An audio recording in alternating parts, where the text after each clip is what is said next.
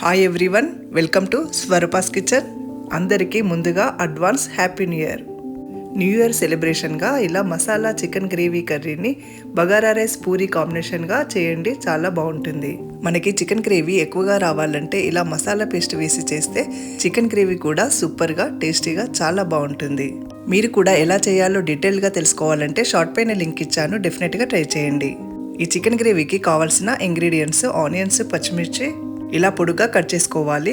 Next masala పేస్ట్కి ధనియాలు, కాజు, కొబ్బరి, జీలకర్ర, లవంగాలు, మిరియాలు అన్నీ వేసి ఆనియన్స్ కూడా దూరగా వేయించుకొని మసాలా పేస్ట్ చేసుకోవాలి. ఒక కడాయిలో ఆయిల్ వేసి ఆనియన్స్, పుదీనా, మెంతి అన్ని వేసి గోల్డెన్ బ్రౌన్ కలర్ వచ్చేలా ఫ్రై చేసుకున్నాక అన్ని మసాలాలు వేసి మిక్స్ చేసి పెట్టుకున్న చికెన్ని వేసి ఫ్రై చేసుకోవాలి.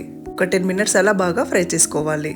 ఇలా ఆయిల్ సపరేట్ అయ్యాక దీంట్లో మనం పేస్ట్ చేసుకున్న మసాలా పేస్ట్ వేసి ఫ్రై చేసుకొని ఆయిల్ సపరేట్ అయ్యాక కొన్ని వాటర్ వేసి మనం గ్రేవీని ప్రిపేర్ చేసుకోవాలి. చూడండి, ఇలా మనకి గ్రేవీ అనేది చక్కగా రెడీ అయిపోయింది. ఫైనల్లీ కొత్తిమీర వేసి సర్వ్ చేసుకుంటే మసాలా చికెన్ గ్రేవీ రెడీ అయిపోయింది.